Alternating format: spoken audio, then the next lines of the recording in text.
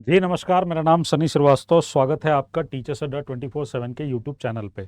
तो देखिए, सीटेट जुलाई 2024 notification out हो गया है और पेपर की डेट भी आपको पता है 7 जुलाई को पेपर होगा। ठीक है। और रही बात उसमें पेपर 2 सोशल साइंस की, तो उसके सिलेबस पे डिस्कशन करना ज़रूरी है ताकि आप लोगों को सही चीज़ें पता रहें कि क्या पढ़ना है, कितना पढ़ना है और कहाँ से पढ़ना है। ठीक है। तो इसी पर चर्चा करेंगे इस वीडियो में। सबसे पहले अगर मैं पेपर पैटर्न की बात करूं तो देखो, पहली बात तो ये समझ लो, सीटेट में पेपर 2 जो होता है उसमें एक तो होता है मैथ साइंस के लिए और दूसरा जो होता है वो सोशल साइंस के लिए होता है। तो पेपर 2 एसएसटी में 150 क्वेश्चंस जो है वो आते हैं। 150 मार्क्स का होता है, हर क्वेश्चन के लिए 1 मार्क होता है। निगेटिव मार्किंग नहीं होती है। ठीक है। और ये जो है 4 अलग अलग पार्ट्स में डिवाइड होता है। ठीक। तो पहला जो पोर्शन है वो सीडीपी का है जिसके अंदर 30 सवाल होंगे। फिर आपको 2 लैंग्वेज चूज करनी पड़ती है जो संविधान के अंदर जितनी अनुसूचित भाषाएं हैं उनमें से। तो लैंग्वेज 1 पे आमतौर पे बच्चा हिंदी और लैंग्वेज 2 में इंग्लिश, या फिर लैंग्वेज 1 में इंग्लिश लैंग्वेज 2 में हिंदी लेता है। कॉमन सबसे यही है।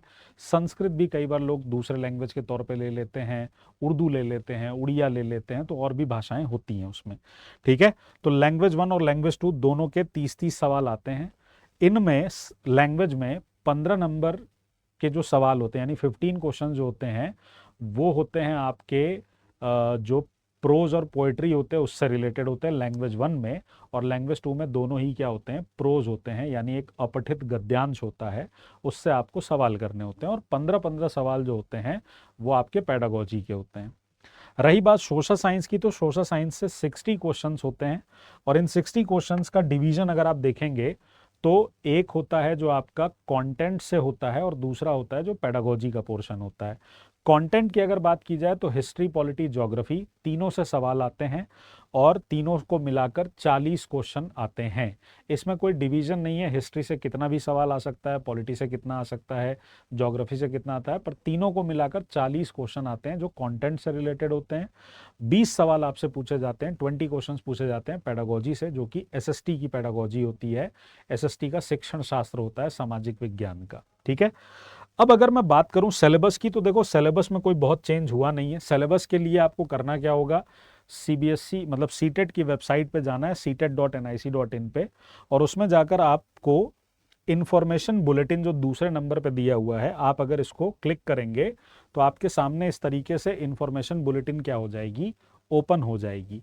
इंफॉर्मेशन बुलेटिन के पेज नंबर जब आप 19 पे जाते हैं तो आपके सामने सीटेट का सिलेबस आ जाता है। ठीक है। इंफॉर्मेशन बुलेटिन को जरूर से डाउनलोड कर लीजिएगा, उससे आपको बहुत सारी क्लियरिटी मिल जाती है। जो भी डाउट होंगे आपके, अगर आप पढ़ते हैं तो आपको सारी चीज़ें पता चल जाती हैं। ठीक है। तो देखिए, सिलेबस में कोई बहुत चेंज नहीं हुआ है। इनफैक्ट मुझे लगता है हर बार खाली ईयर चेंज कर देते हैं। और ये पेपर 1 का सिलेबस है, ऊपर जो दिया हुआ है ये पेपर 1 का सिलेबस है, और इसके नीचे जो है वो पेपर 2 का सिलेबस है। ठीक है।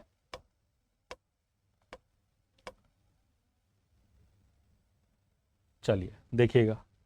तो अगर हम एसएसटी के सिलेबस की बात करें तो सबसे पहले सोशल स्टडीज या सोशल साइंस में 60 क्वेश्चन हैं, जिसमें 40 क्वेश्चन किसमें दे रखे हैं, इन्होंने थ्योरी में दे रखे हैं, कंटेंट में दे रखे हैं।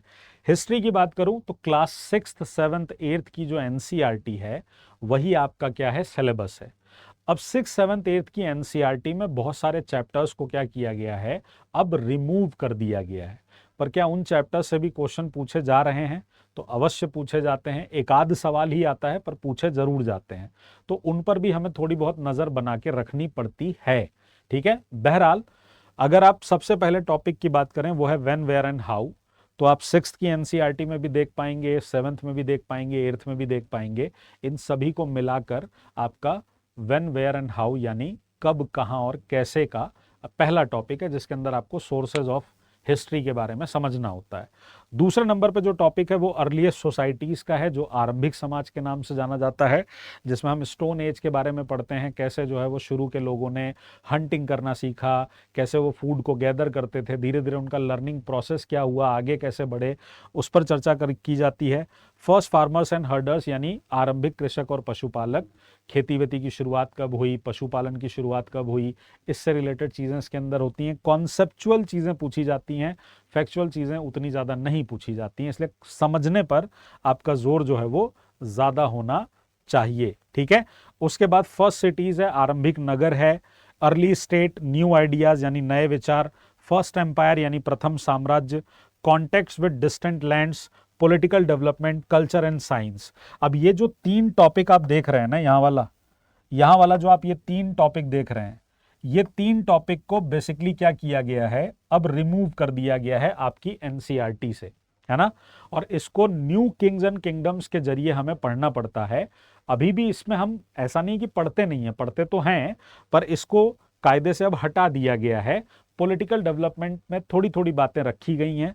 Culture and science, contact with distant land में से आपको समझना पड़ता है, वो इस टॉपिक के अंदर समझना पड़ता है, जो टॉपिक ये है न्यू किंग्स एंड किंगडम्स का। ठीक, तो जैसे जब मैं बैचेस में पढ़ाता हूं तो ये टॉपिक काफी लंबा चलता है, जिसमें हम एक लंबी हिस्ट्री की बात करते हैं, उसी के अंदर ये तीनों टॉपिक कवर होते हैं। ठीक है, उसके बाद आप मिडीवल इंडिया में आ जाते हैं। मिडीवल इंडिया में जब आप आते हैं तो दिल्ली के सुल्तान आपका चैप्टर है, यानी दिल्ली सल्तनत पढ़ना होता है।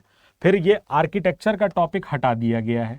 क्रिएशन ऑफ एम्पायर, जिसके अंदर आपको मुगल एम्पायर के बारे में पढ़ना होता है, आपको मुगल एम्पायर के बारे में पढ़ना होता है। इसमें लोड कम कर दिया गया है, मतलब जो पहले इसके अंदर इंफॉर्मेशंस थी, उस इंफॉर्मेशन को थोड़ा सा कम किया गया है पहले से, पर सवाल इससे पूछे जाते हैं, कॉन्सेप्चुअल क्वेश्चन आते हैं, तो इस पर अंडरस्टैंडिंग बनाना बहुत जरूरी हो जाता है। ठीक है, regional cultures, establishment. Regional cultures के बाद इस टॉपिक से, एस्टैब्लिशमेंट ऑफ कंपनी पावर से, यहां से आपका शुरू हो जाता है मॉडर्न इंडिया का टॉपिक। तो मिडीवल इंडिया में बेसिकली 2 ही टॉपिक हैं, दिल्ली के सुल्तान और मुगल एम्पायर, पर ये दोनों ही बड़े इंपॉर्टेंट टॉपिक हैं और बहुत ही टोटलिटी में पढ़े जाने वाले टॉपिक हैं, जिस पर आपको ध्यान देना होगा।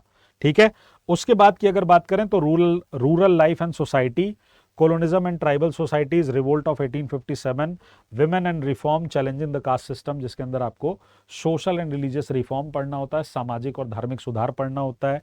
नेशनलिस्ट मूवमेंट है। इंडिया आफ्टर इंडिपेंडेंस का चैप्टर भी अब रिमूव कर दिया गया है। ठीक है, तो इसको आप छोड़ भी सकते हैं, पढ़ना चाहें पढ़ भी सकते हैं। मेरी आप एनसीईआरटी फिल्टर सीरीज देखेंगे तो उसमें आपको सारी चीजें ही मिल जाएंगी। ज्योग्राफी में, geography as a social study, as a science, planet earth in solar system, globe, environment totality के अंदर, air water, human environment, resource, agriculture. मजेदार बात यह है कि ज्योग्राफी का जो सिलेबस बनाया है सीटेट ने, वो बिल्कुल अलग है, और जो पूछा जाता है वो बिल्कुल अलग है। हालांकि इसके अंदर से कुछ चीजें आती हैं, जैसे ये टॉपिक जो है planet earth in solar system, ये आपके टॉपिक के अंदर है, आपकी एनसीईआरटी के अंदर है। ग्लोब है, एयर का चैप्टर है, वाटर का चैप्टर है, ह्यूमन इन्वायरमेंट है, रिसोर्स है, एग्रीकल्चर है। ये चैप्टर हैं, पर ये 2 हटा दिए गए हैं। तो ज्योग्राफी में बेसिकली हमें एनसीईआरटी फॉलो करनी पड़ेगी। जितनी बातें हमारी क्लास 6 to 8th में रखी गई हैं, वो सब हमें पढ़ना पड़ेगा ज्योग्राफी के अंदर। तो ज्योग्राफी में जो सिलेबस दिख रहा है वो छोटा है, पर आपको इससे कहीं ज्यादा चीजें पढ़नी पड़ती हैं। फिर आइए उसके बाद सोशल एंड पॉलिटिकल लाइफ, जिसको हम पॉलिटी बोलते हैं, क्योंकि सिविक्स वर्ड का इस्तेमाल अब नहीं करना चाहिए। उसके अंदर diversity, government, local government, making a living, democracy, state government, understanding media, unpacking gender. अब इसमें से मेकिंग अ लिविंग का जो टॉपिक है ये हटा दिया गया है, तो ये टॉपिक्स बचे हैं। प्लस इसके अलावा कुछ टेल टॉपिक भी होते हैं पॉलिटी के अंदर, जैसे कि आपको बाजार के बारे में समझना पड़ेगा, आपको मीडिया के बारे में समझना पड़ेगा, आपको अनपैकिंग जेंडर के बारे में समझना पड़ेगा। ठीक है, तो अनपैकिंग जेंडर का टॉपिक बड़ा इंपॉर्टेंट है। इसमें 1-2 टेल टॉपिक भी हैं, वो भी हमें समझना पड़ेगा। सोशल मार्जिनलाइजेशन का टॉपिक है, जो शायद मुझे लग रहा है इसके बाद होगा। हाँ, है। कॉन्स्टिट्यूशन है, पार्लियामेंट्री गवर्नमेंट है, judiciary, social justice and marginalisation. बहुत इंपॉर्टेंट टॉपिक है, इससे सवाल पूछे जाते हैं, कॉन्सेप्चुअल क्वेश्चन होते हैं, और यहीं पर बच्चों के सबसे ज्यादा गलती भी होती है। ठीक है, पेडागोजिकल इश्यूज की बात करें तो देखिए, पेडागोजिकल इशू में एसएसटी के अंदर एक प्रॉब्लम क्या है कि जो बातें यहां लिखी हुई हैं, सवाल इनसे बहुत कम आते हैं। सवाल जो पेडागोजी के आते हैं आपके, मेरी क्लासेस आप देखेंगे तो उसके अंदर मैंने इसको डिटेल में डिस्कशन भी कर रखा है, वो आते हैं आपके एनसीईआरटी ओरिएंटेड जो कंटेंट है उसका क्या पेडागोजिकल अप्रोच होता है, सवाल उस पर पूछे जाते हैं। जैसे मान लीजिए पहले जब आता था सीटेट का पेपर तो ये आता था कि भाई ग्लोब का तरीका है, क्या क्या कैसे कैसे पढ़ा जाता है। अब जो सवाल पूछे जा रहे हैं उसमें 4-5 टॉपिक के नाम दे दिए जाएंगे और उसमें आपसे पूछा जाएगा कि इसमें से क्या क्या चीजें आप ग्लोब की मदद से टीचर क्लास के रूम में पढ़ा सकता है, उस पर क्या कॉन्सेप्ट वो डेवलप करा सकता है। तो पेडागोजी को पढ़ते समय कंटेंट के साथ ऐड करना बहुत जरूरी होता है। बहरहाल जो सिलेबस दिया गया है उसमें concept and nature of social science पढ़ना होता है, हमें क्लासरूम प्रोसेस पढ़ना होता है, activities, discourse, developing critical thinking, inquiry, empirical evidence, problems of teaching social science की क्या क्या समस्या आती है, कैसे उसको रियलिस्टिक बनाया जाए, कैसे इसे उपयोगितावादी बनाया जाए, व्यवहारवादी बनाया जाए, इस पर क्वेश्चन आते हैं। प्राइमरी और सेकेंडरी सोर्सेस पे क्वेश्चन आते हैं, प्रोजेक्ट पे क्वेश्चन आता है, इवेल्युएशन पर क्वेश्चन आता है, जो आपका लगभग वही टॉपिक है जो सीडीपी के अंदर आप इवेल्युएशन पढ़ते हैं, बस इसे हम सोशल साइंस के कॉन्टेक्स्ट में पढ़ते हैं। ठीक है, तो ये आपका सोशल साइंस का जो है वो सिलेबस है। अब आपको इसमें करना क्या है, अगर आप किताब पढ़ना चाहते हैं, समय है आपके पास, तो मैंने पहले भी बताया था, अगर हम बुक्स की बात करें तो बुक्स आपको कोई भी मार्केट से किसी गाइड बुक का इस्तेमाल मत करिए, पीवाईक्यू के लिए आप बुक ले सकते हैं। ठीक है, तो बुक्स आपको पढ़नी है 6th, 7th और 8th की एनसीईआरटी। इसके अलावा आप कोई गाइड बुक वाइड बुक मत पढ़िएगा। मार्केट में बहुत सारे चुटकुले बिकते हैं कि एनसीईआरटी का ये जो है क्रक्स है, निचोड़ है, उसमें एनसीईआरटी के नाम पे कुछ नहीं होता, सिर्फ धोखा होता है। तो ऐसी किताबों से बचिए, दुनिया भर के पब्लिकेशन है, इनसे बचिए। अगर आपको कुछ ऑथेंटिक पढ़ना ही है तो आप किताबें पढ़िए। 6th क्लास में जो किताब चलती है उसका नाम है हमारे अतीत, हमारा अतीत। ठीक, हमारा अतीत, आवर पास्ट। ठीक है, ये पार्ट 1, पार्ट 2 और पार्ट 3 में आती है, 3 किताबें आती हैं। 7th में जो किताब है जो आपका जो हिस्ट्री की बुक है वो इस नाम से आती है। ठीक है, पॉलिटी की जहां तक बात की जाए तो पॉलिटी की जो किताब आती है उसे हम बोलते हैं social and political life, social and political life, सामाजिक और राजनीतिक जीवन। ये भी पार्ट 1 में आती है, पार्ट 2 में आती है और पार्ट 3 में आती है। ठीक है, ज्योग्राफी की अगर बात की जाए तो ज्योग्राफी में क्लास 6 की जो एनसीईआरटी है वो है पृथ्वी हमारा आवास, अर्थ अवर हैबिटेट, पृथ्वी हमारा आवास। ठीक है, उसके बाद जो 7th क्लास की एनसीईआरटी है उसका नाम है हमारा पर्यावरण, अवर एनवायरमेंट, हमारा पर्यावरण। और 8th क्लास की जो एनसीईआरटी है उसका नाम है संसाधन, रिसोर्सेज, रिसोर्सेज। ठीक, तो यही ऑथेंटिक एनसीईआरटी है, ये उनके नाम है, यही आपको पढ़ना है, यही मस्ट रीड है। मैं हमेशा कहता हूं किताबों का कोई रिप्लेसमेंट नहीं होता, हर क्लास में बोलता हूं, यहां भी बोल रहा हूं। अगर आपके पास समय है और आप पढ़ सकते हैं तो मेरे साथ साथ आप चैप्टर्स को पढ़ना शुरू करिए। इसके अलावा आपको प्रीवियस ईयर के लिए सेलेक्टेड पेपर देखने होंगे, प्रीवियस ईयर के लिए सेलेक्टेड पेपर देखने होंगे। आपकी कोशिश होनी चाहिए कि आप 2019 से लेकर 2024 तक देख लें, लेकिन अगर आप सेलेक्टेड पेपर्स देखना चाहते हैं तो पीवाईक्यू के लिए मेरी बुक आ रही है जो कि आपको मिल जाएगी अड्डा के स्टोर पर, अड्डा स्टोर पर, social science book by Sunny sir. और प्लस आपको करना क्या है, एनसीईआरटी फिल्टर सीरीज बाय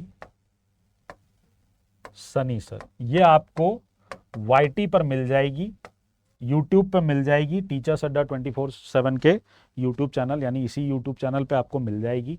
ये मस्ट वॉच है,